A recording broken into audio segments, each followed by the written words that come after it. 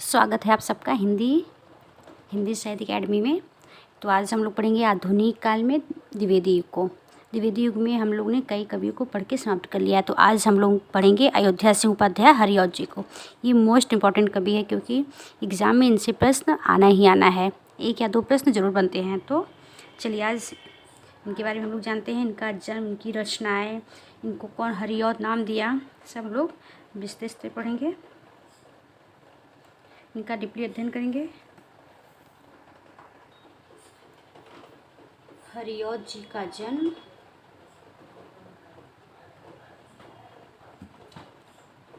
हरिऔध जी का जन्म 1865 ईस्वी में आजमगढ़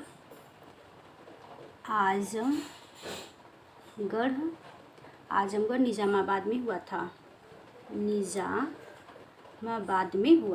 निज़ामाबाद में हुआ था। कहाँ हुआ था? 1865 ईस्वी में आजमगढ़ में, निज़ामाबाद पड़ता है, वहीं हुआ था। हरिऔध जी लिखने का कार्य सन 1882 ईस्वी में आरंभ की थी। हरिऔध जी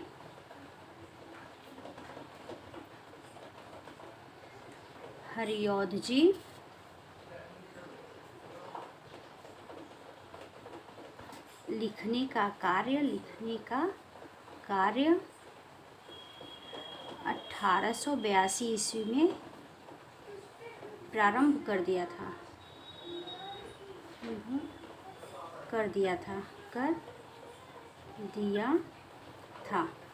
आगे देखते हैं। ये प्रारंभिक कवि के रूप में बाबा सुमेरु सिंह के यहाँ होने वाली कवि गोष्ठी से बने। ये प्रारंभिक कवि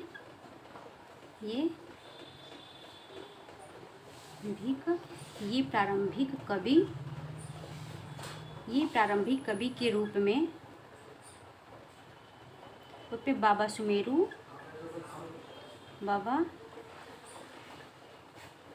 बाबा सुमेरु सिंह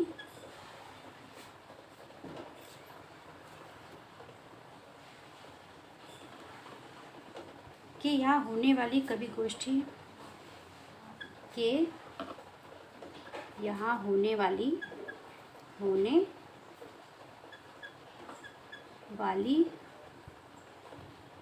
कवि गोष्ठी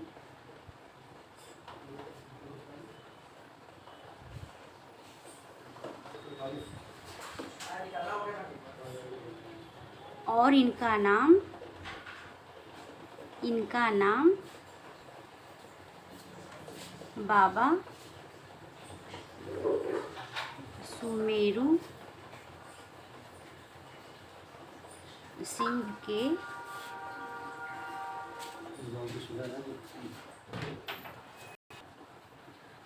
देखिए हरिऔध सिंह उपाध्याय।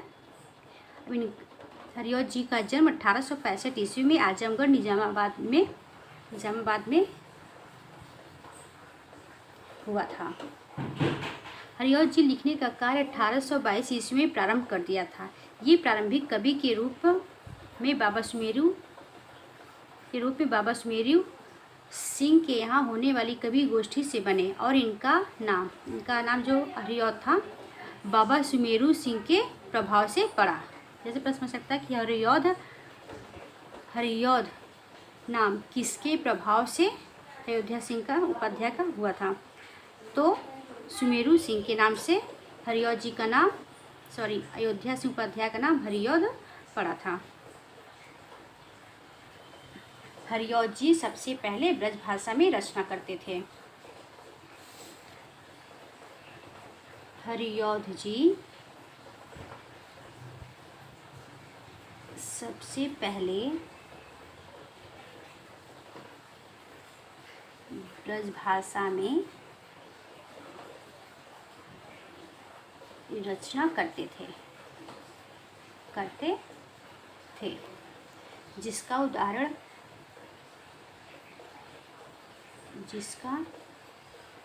उदाहरण हमें उनकी रचना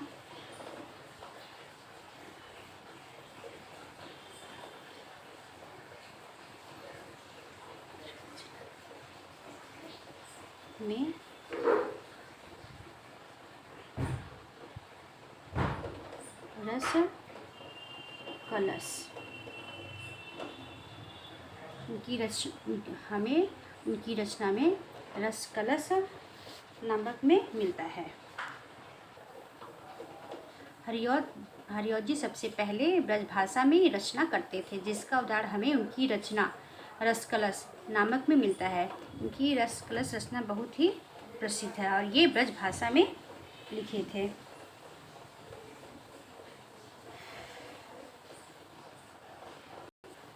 और रस कलश जो उनकी रचना थी, इसी में इन्होंने नायिकाओं की नवीन परिकल्पना के माध्यम से भेदों को स्थापित भी किया है कि इसमें सुंदर उदाहरण मिलते हैं नायक नायिकाओं के।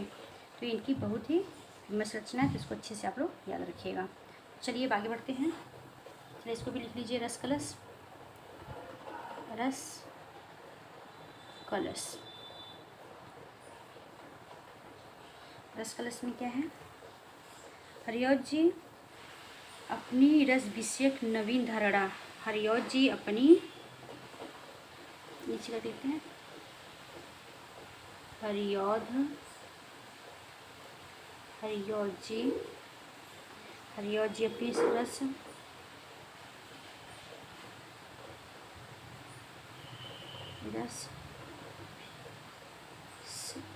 अपनी रस विषयक नवीन धारणा प्रस्तुत की, साथ ही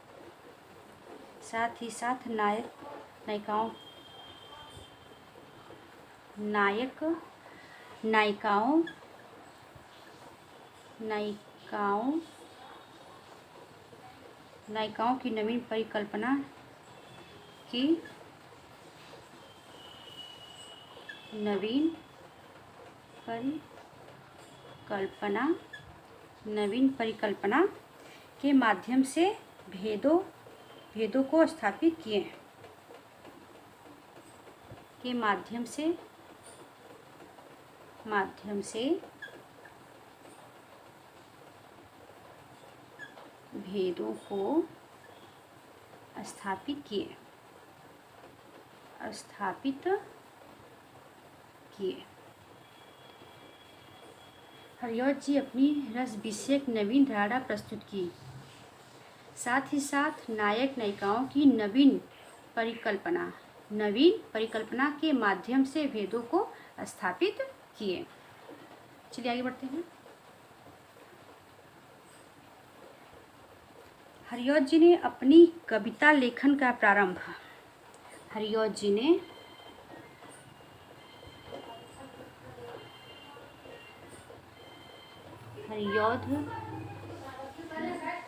ने अपनी कविता का प्रारंभ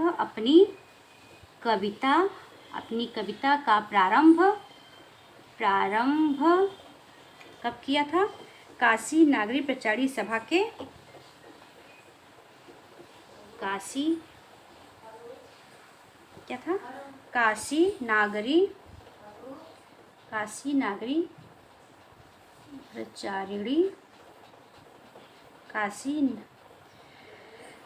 प्रचारी की सभा के गृह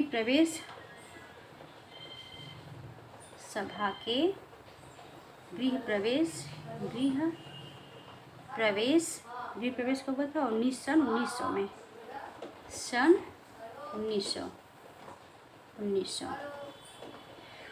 में ईस्वी से कहते हैं और लिखते हैं से। और ये रस कलश में क्या कहते हैं और लिखते क्या हैं, ये देखिए। और लिखते हैं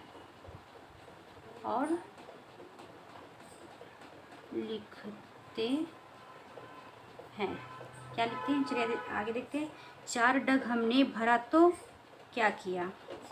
4 डग हमने भरा तो क्या किया? चलिए देखते हैं पंक्ति, बहुत फेमस पंक्ति इनकी है, कई बार परीक्षाओं में पूछा गया है, तो इसको अच्छे से आप लोग याद करिए। चार डग हमने भरा तो क्या किया, क्या किया। है पड़ा मैदान कोसों का, है पड़ा मैदान कोसों का। ठीक, आगे बढ़ते हैं। मौलवी न होगा, दूसरी पंक्ति देखते हैं।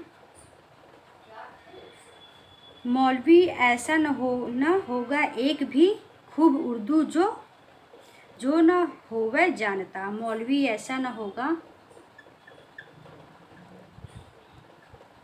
मौलवी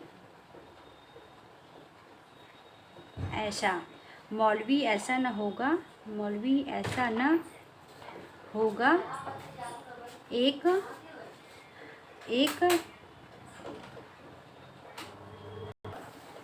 मौलवी ऐसा न होगा एक भी खूब उर्दू जो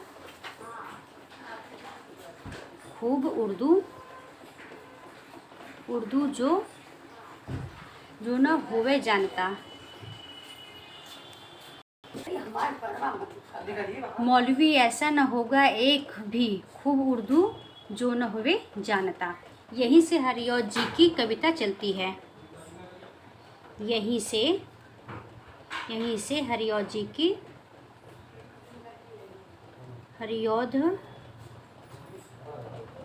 की कविता चलती है।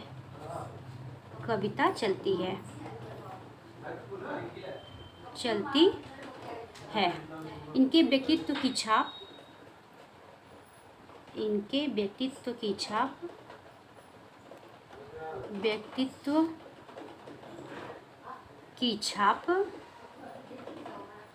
छाप हालांकि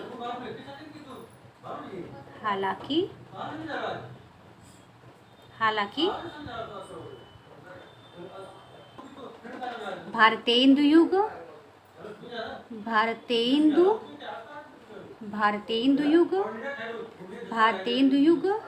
द्विवेदी युग, भारतेंदु युग, द्विवेदी युग तथा छायावादी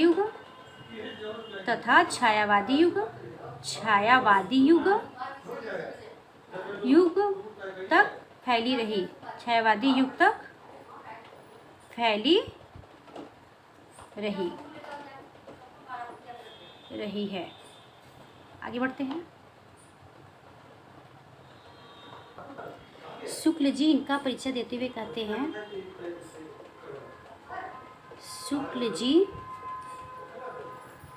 इनका परिचय देते हुए कहते हैं,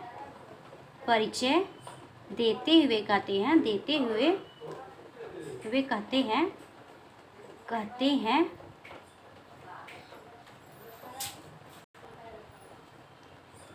यद्यपि हरिऔध जी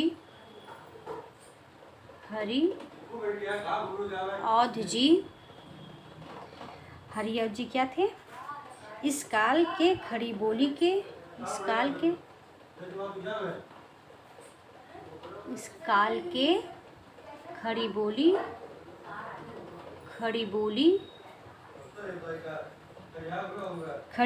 के और आधुनिक विषयों के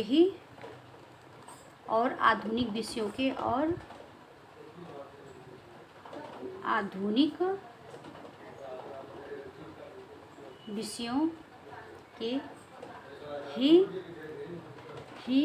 कवि न थे। आधुनिक विषयों के ही कवि न थे, बल्कि प्रारंभिक काल यद्यपि पुराने ढंग की श्रृंगारी कविता बहुत सुंदर और सरस करते थे। क्या करते? बल्कि प्रारंभिक काल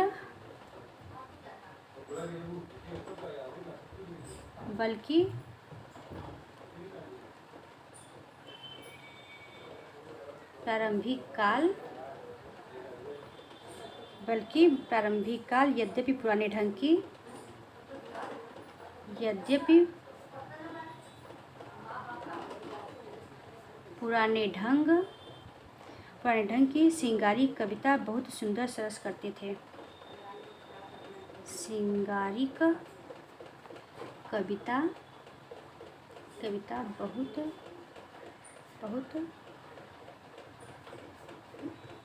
सरस करते थे। प्रारंभिक काल के यद्यपि पुराने ढंग श्रृंगारिक कविता बहुत सुंदर करते थे। श्रृंगारिक ढंग की कविता बहुत सुंदर करते थे। आगे देखते हैं। हरिऔध जी के पिता का नाम भोला सिंह था और माता का नाम रुक्मणी था। अब इनके पिता का क्या नाम था? इनके पिता का नाम क्या था? तो क्या था? भोला सिंह था। भोला सिंह था। और माता का नाम रुक्मणी था। क्या था? रुक्मणी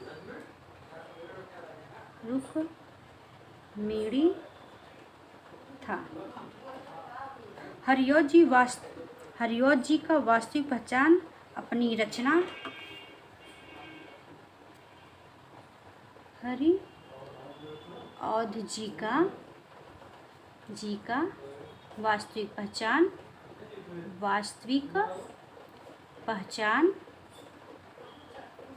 अपनी रचना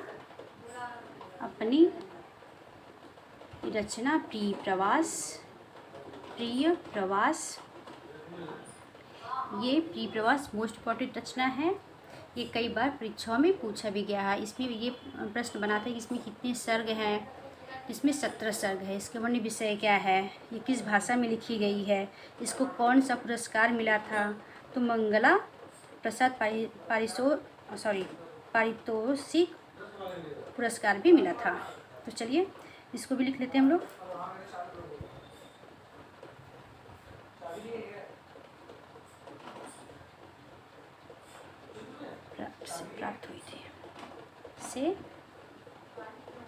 प्राप्त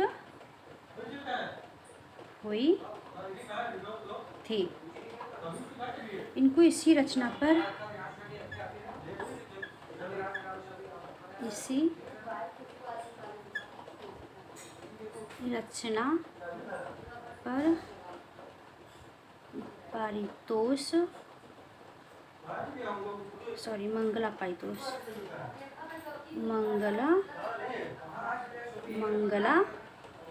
मंगला पारितोष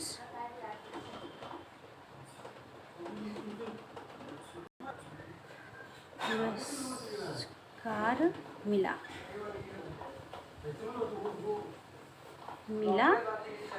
था। कौन सा पुरस्कार मिला था? मंगला पारितोष पुरस्कार मिला था। और इसकी भाषा क्या थी? प्रिय प्रवास की भाषा क्या थी? खड़ी बोली।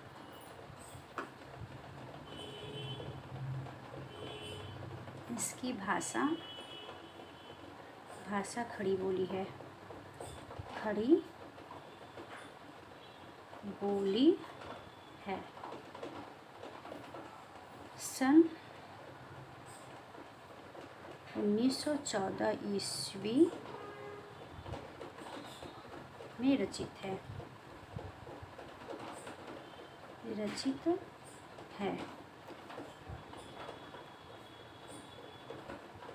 इसमें 17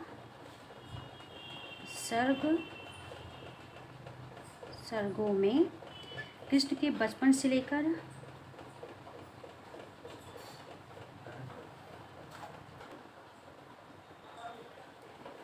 कृष्ण के बचपन से लेकर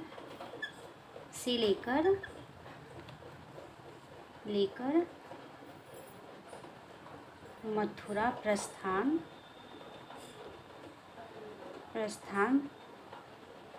तक का वर्णन किया गया है।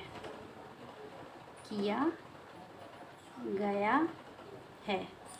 इसमें 17 सर्ग हैं और इस सर्ग में कृष्ण के बचपन से लेकर मथुरा प्रस्थान तक का वर्णन किया गया है। चलिए आगे बढ़ते हैं। हरिऔध जी ने हरिऔध स्वयं कहते हैं कि हरिऔध स्वयं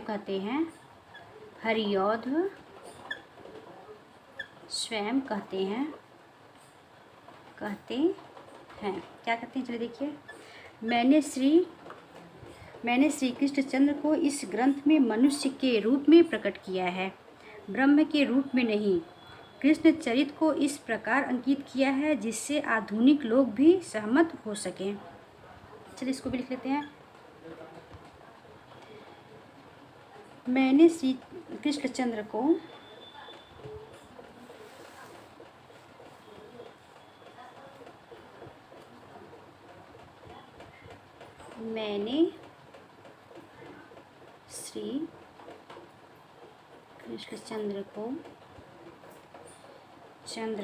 इस ग्रंथ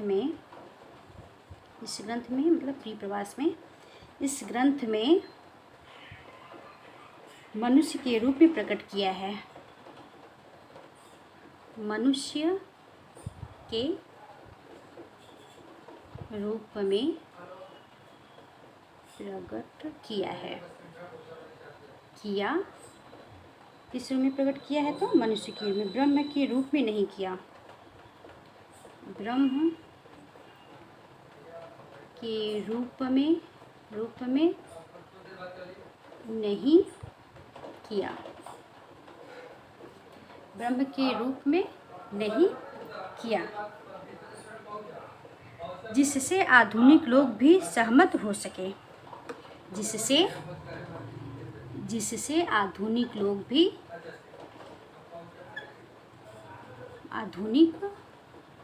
लोग भी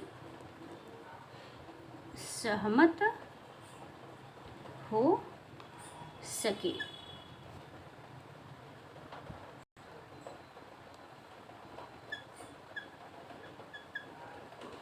हरिऔध ने श्री कृष्ण का चरित्र मनोवैज्ञानिक ढंग से उकेरा है। उनका चित्र कैसे उकेरा है? तो मनोवैज्ञानिक ढंग से। उनके व्यक्तित्व में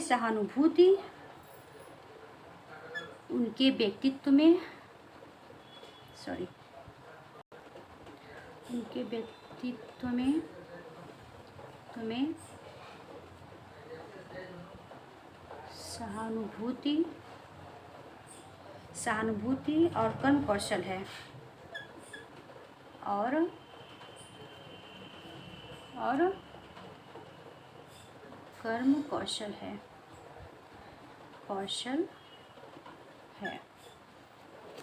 आगे बढ़ते हैं हम लोग। हरिऔध ने श्री कृष्ण के चरित्र में मनोवैज्ञानिक ढंग उकेरा है। प्रिय प्रवास में राधा के चरित्र में नवीनता है। प्रिय प्रवास में, आगे बढ़ते हैं। प्रिय प्रवास में राधा के चरित्र में नवीनता है। राधा की चरित्र में नवीनता है, क्योंकि उसमें विरह की विकलता नहीं है। क्योंकि उसमें विरह की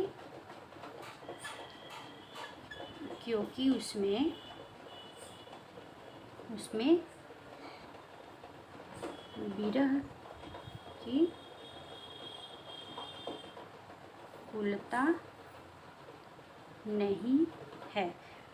उसमें विरह की व्याकुलता नहीं है। व्यथा की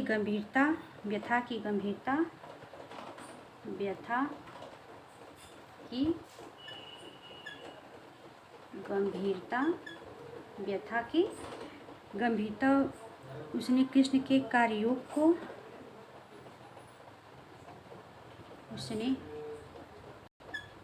कृष्ण कार्ययोग योग को हृदयंगम कर लिया। योग को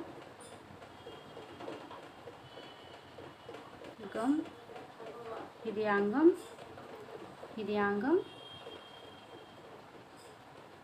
कर लिया। चलिए आगे बढ़ते हैं हम लोग। प्रिय प्रवास में राधा के चरित्र में नवीनता है, क्योंकि उसमें विरह की व्याकुलता नहीं है, व्यथा की गंभीरता। उसमें कृष्ण के कार्ययोग को हृदयंगम कर लिया।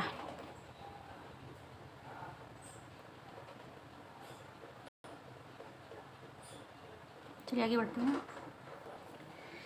कृष्ण की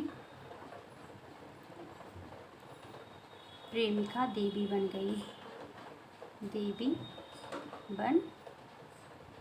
गई। जिसमें वो कहती है जिसमें वह कहती है क्या कहती है? आज्ञा भूलू प्रियतम की। आज्ञा भूलू प्रियतम की।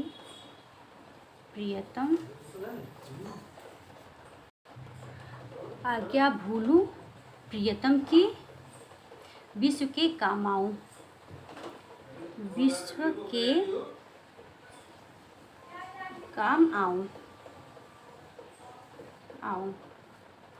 मेरा कौमार व्रत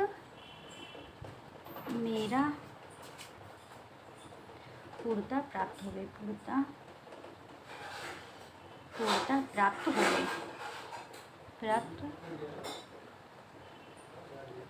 होवे। कृष्ण की प्रेमिका देवी बन गई, जिसमें वह कहती आज्ञा भूनु प्रीतम की, विश्व के काम आऊ, मेरा कौमार व्रत पूर्णता प्राप्त होवे। आगे देखते हैं। प्रिय प्रवास में राधा को सामान्य नायक नायिका। प्रिय प्रवास में राधा कृष्ण को सामान्य नायक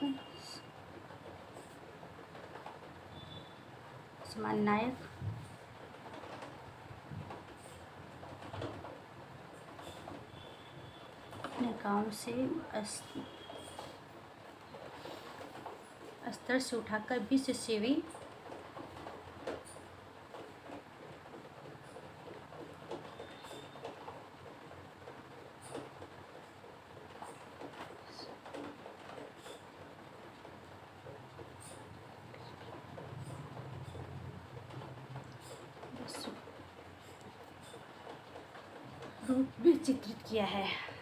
रूप में चित्रित किया है।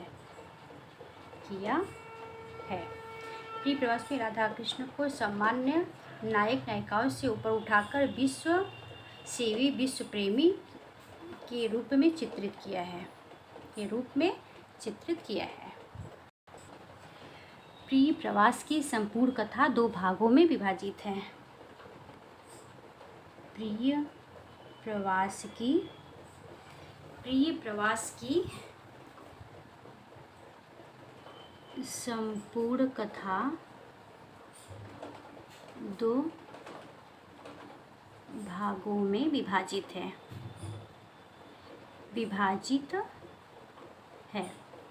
कितने भागों में विभाजित है? तो 2 भागों में। पहले से 8वें स्तर तक की कथा में पहले से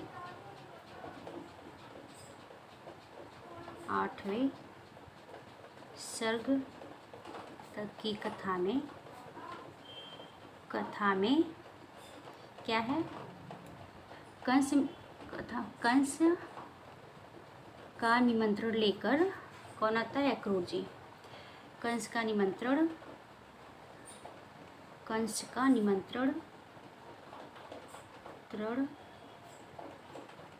लेकर अक्रूर जी का आना तथा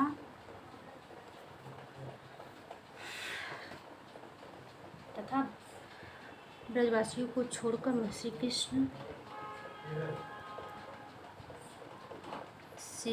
कृष्ण संपूर्ण ब्रजवासियों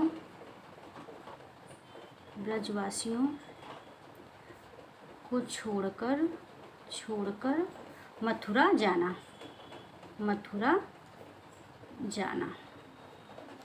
क्या इसमें पहले से 8वें सर्ग तक की कथा में कंस का निमंत्रण लेकर अक्रूर जी का आना तथा श्री कृष्ण संपूर्ण ब्रजवासियों को छोड़कर मथुरा जाना। अब आगे देखते हैं 9वें सर्ग से लेकर 17वें सर्ग तक की कथा में कृष्ण अपने मित्र उद्धव को ब्रजवासियों को सांत्वना देने के लिए ब्रज भेजते हैं। 9वें सर्ग से लेकर 17वें सर्ग तक। 9वें सर्ग से लेकर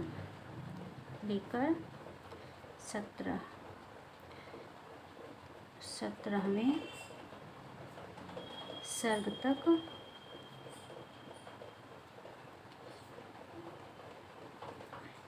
कथा में कृष्ण अपने मित्र उद्धव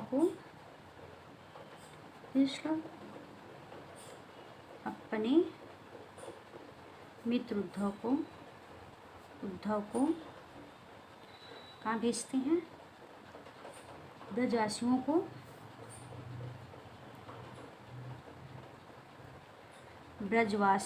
को सांत्वना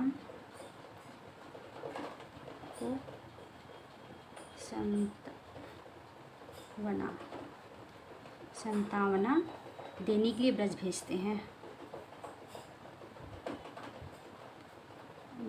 के लिए ब्रज भेजते हैं। कहाँ भेजते हैं?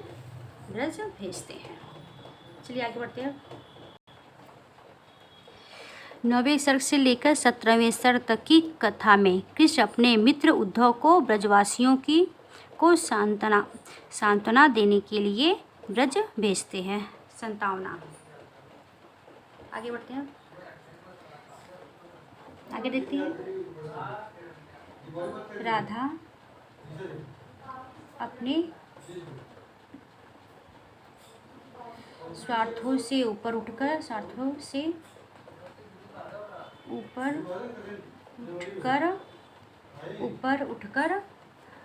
मानवता के हित के लिए अपने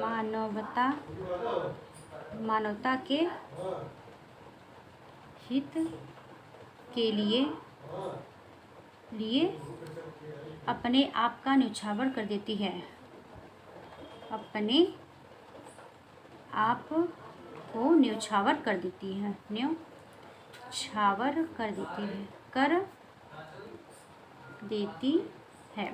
चलिए एक बार रिवीजन कर लीजिए। राधा अपनी स्वार्थों से ऊपर उठकर मानवता के हित के लिए अपने आप को न्यौछावर कर देती है। ऐसे प्रश्न बन सकता है कि किस द्विवेदी युगीन काली ने अपनी रचना में राधा को क्या बनाया है? देश सेवी। अपने देश सेवा के लिए अपने स्वार्थों से ऊपर उठकर मानवता हित के लिए अपने आप को न्यौछावर कर देती है। तो ये किस रचना में है? तो प्रिय प्रवास में। चलिए पंक्ति देखते हैं। प्यारे जीवे जग हित करे, प्यारे जीवे जग हित करे, प्यारे जीवे जग हित करे, गे चाहे न आवे, गेह चाहे न आवे। चलिए आगे बढ़ते हैं हम लोग।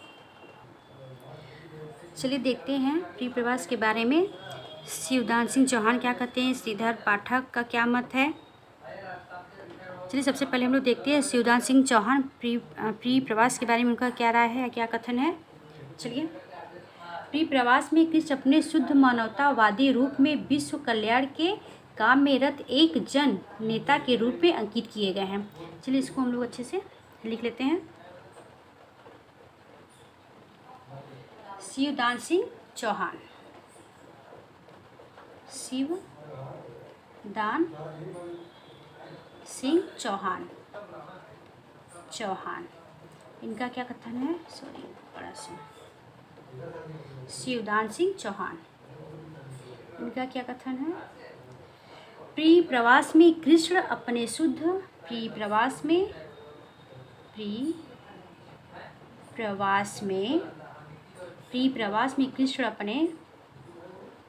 कृष्ण अपने शुद्ध मानवतावादी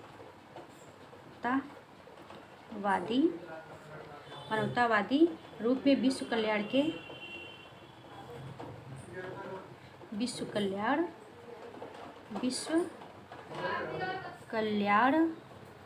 विश्व कल्याण के काम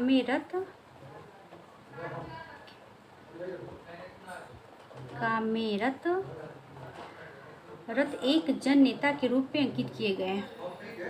एक जन नेता के रूप में अंकित किए गए।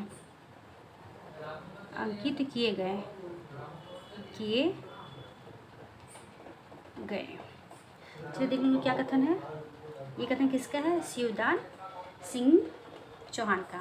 प्री प्रवास में कृष्ण अपने शुद्ध मानवतावादी रूप में विश्व कल्याण के काम में रत एक जन नेता के रूप में अंकित किए गए हैं। किसका कथन है, तो शिवदान सिंह चौहान के बारे में। चलिए दूसरा कथन देखते हैं श्रीधर पाठक का। श्रीधर पाठक, इनका क्या कथन है। प्रिय प्रवास के संदर्भ में लिखते हैं, प्रिय प्रवास के संदर्भ में लिखते हैं, क्या लिखते हैं, मिला प्रिय प्रवास अहो, मिला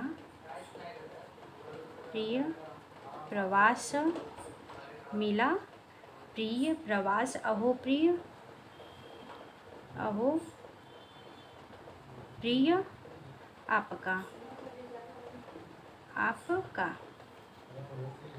आपका अमृत मोद हुआ,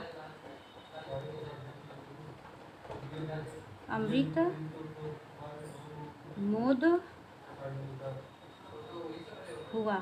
मोद हुआ, चक्कर चिंत को सरस स्वाद, चक्कर चिंत को सरस स्वाद,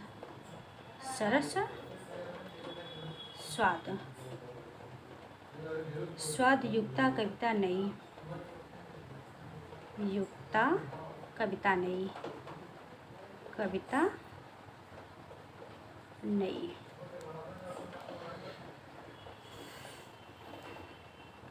श्रीधर पाठक जी का क्या कथन है। प्रिय प्रवास के संदर्भ में लिखते हैं, मिला प्रिय प्रवास अहो प्रिय आपका अमृत मोद हुआ, चक्कर चिंत को सरस स्वाद युक्ता कविता नई, ऐसे लिखिए नई। चलिए आगे बढ़ते हैं। अब इनकी रचना देखते हैं। प्रिय प्रवास, कितने सर्ग, सब सर्ग में क्या लिखा हुआ है। प्रिय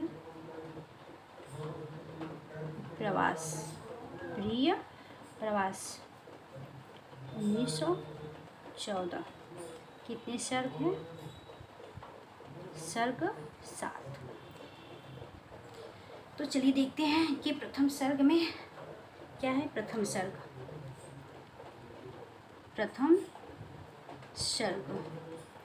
में क्या है, इसमें संध्या इसमें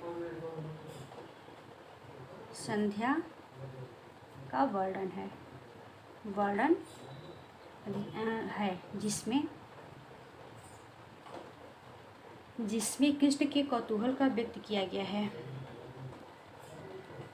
जिसमें कृष्ण के कौतूहल को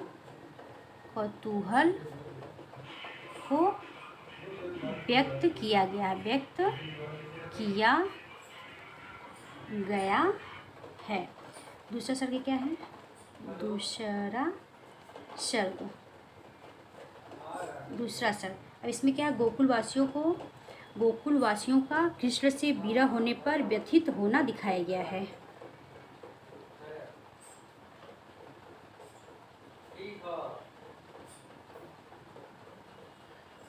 वासियों का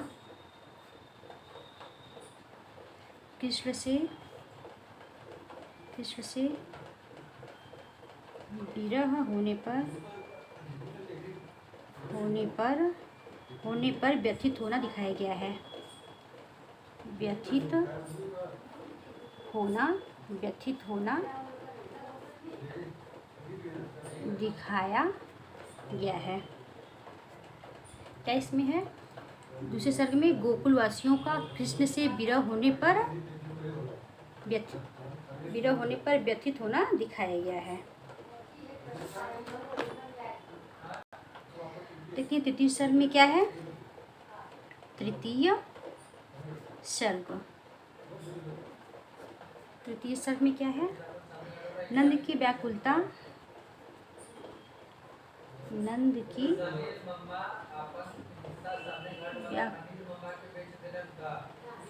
व्याकुलता एवं यशोदा को कुशलता के लिए कृष्ण कुशलता के लिए मनोतियों का वर्णन।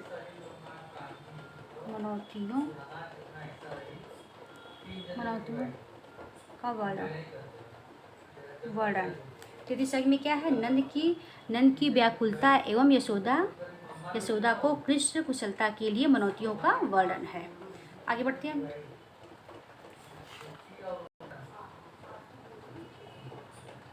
चौथा सर्ग। इस सर्ग में राधा के सौंदर्य का सांगोपांग वर्णन है। सर्ग में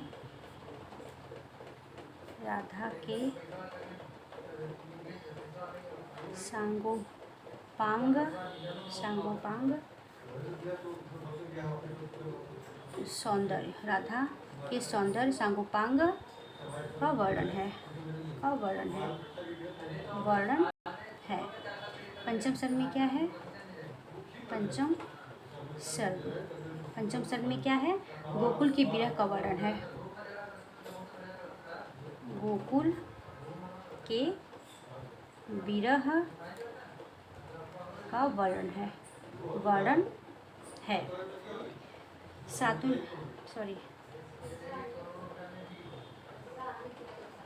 राधा यशोदा की व्याख्या की मार्मिक।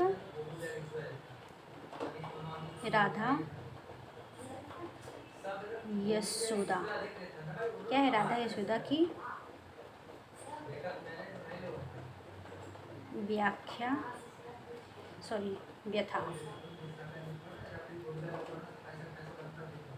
व्यथा को मार्मिक ढंग से व्यक्त किया गया है।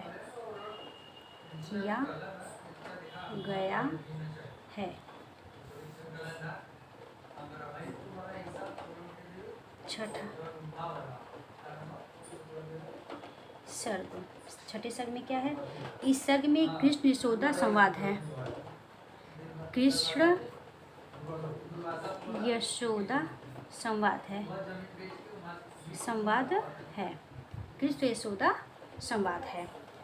आगे बढ़ते हैं। सातवां सातवां सर्ग। सर्ग इसमें क्या है? नंद मथुरा से लौटने पर, नंद मथुरा से लौटने पर,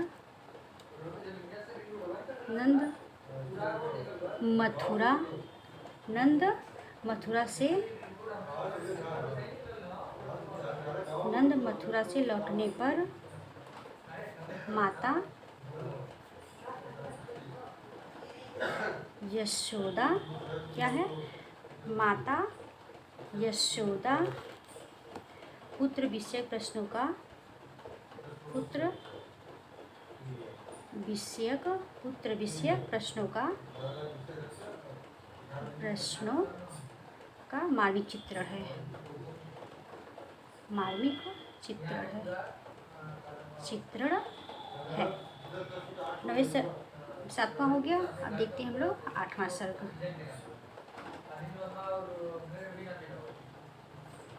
आठवां सर्ग। गोकुल वासियों के साथ, गोकुल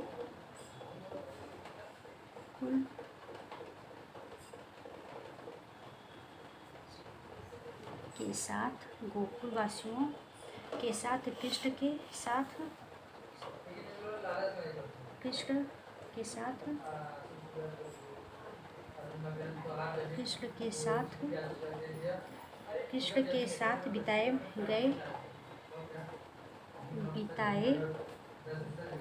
गए पलों का वर्णन है, नवे सर्ग में क्या है? नवा सर्ग में क्या है?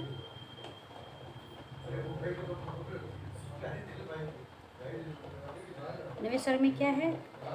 श्री कृष्ण का गोकुल की यादों में खोया हुआ दिखाया जाना। श्री कृष्ण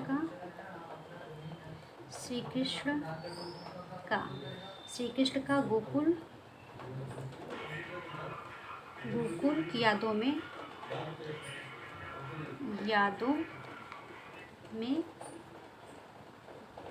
खोया हुआ दिखाया गया है।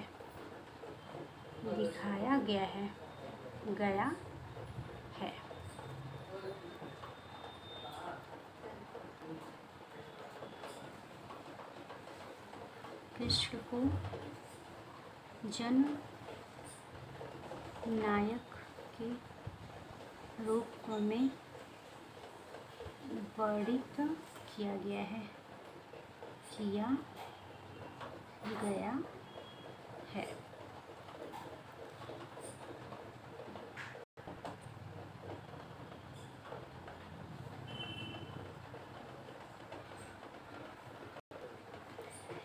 10वें एवं 11वें सर्ग में उद्धव प्रसंग का वर्णन है। चलिए आगे बढ़ते हैं।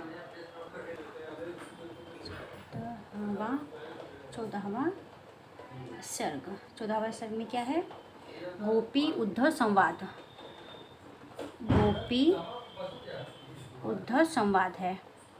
संवाद है। 14वें सर्ग में क्या है? गोपी उद्धव संवाद है। 15वें सर्ग में क्या है?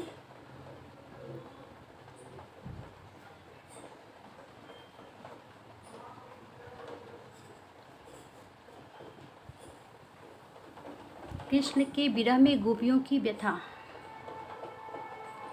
कृष्ण के विरह में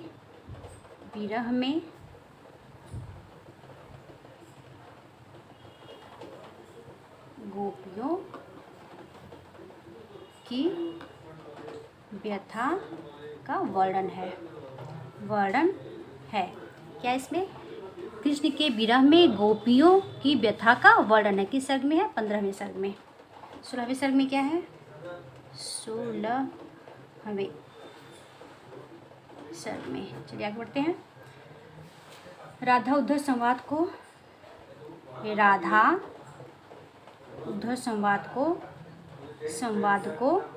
राधा उद्धव संवाद को प्रकट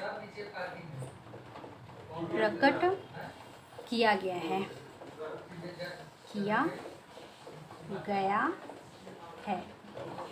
क्या है इसमें 16वें सर्ग में राधा उद्धव संवाद को प्रकट किया गया है। 17वां सर्ग क्या है? 17वां सर्ग इसमें क्या है? प्रियप्रवास का ये आखिरी सर्ग है। विश्व प्रेम व्यक्तिगत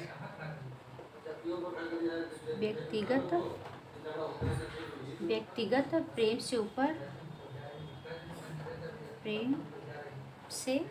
व्यक्तिगत प्रेम से ऊपर की झांकी प्रस्तुत की गई है,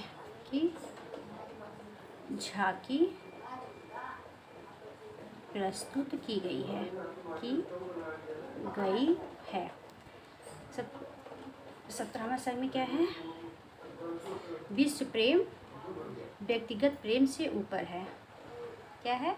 विश्व प्रेम व्यक्तिगत प्रेम से ऊपर माना गया है, जिसकी झांकी इसमें प्रस्तुत की गई है। तो आज के लिए ही इतना क्लास काफ़ी है। अब उनकी भी और रचना है तो उसको हम लोग बाद में पढ़ेंगे। जैसे वैदेही वनवास हो गया, पारिजात हो गया। अब नेक्स्ट वीडियो में पारिजात का विश्लेषण हम लोग करेंगे, अब भाग 2 में देखेंगे। तब तक के लिए नमस्कार।